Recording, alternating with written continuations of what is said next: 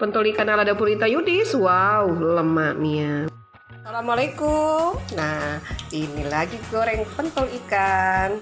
Pentol ikan siap santap ala dapur Ita Yudis. Nih, pentol ikan itu ya salah satu makanan khas Palembang ya, yang dibuat dari ikan ya, bisa ikan gabus atau ikan tenggiri. Nih, seperti ini nih, disantap ya sebagai lauk ya. Terus biasanya kalau di Palembang ya, ini dimakan dengan nasi minyak sebagai pelengkap lauknya ya. Oh, seperti ini nih. Wow, cantik sekali. Yang mau order silakan ya. Kita ada 2 paket ya. Paket A isinya 10 ya. Harganya 100.000 ya. Dan paket B yang isinya 20 harganya 200.000. Seperti ini. Pentol ikan.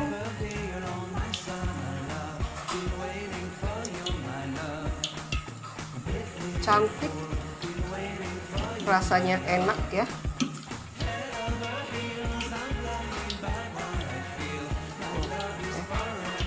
Kita angkat ya.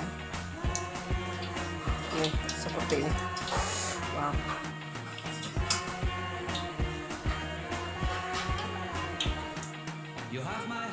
Yang mau order silakan hubungi Ita Yudis 0813 6770 2798. Salam pentol ikan Wong Palembang.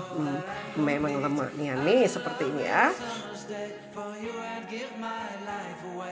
Never leave me, never let me go, my summer love.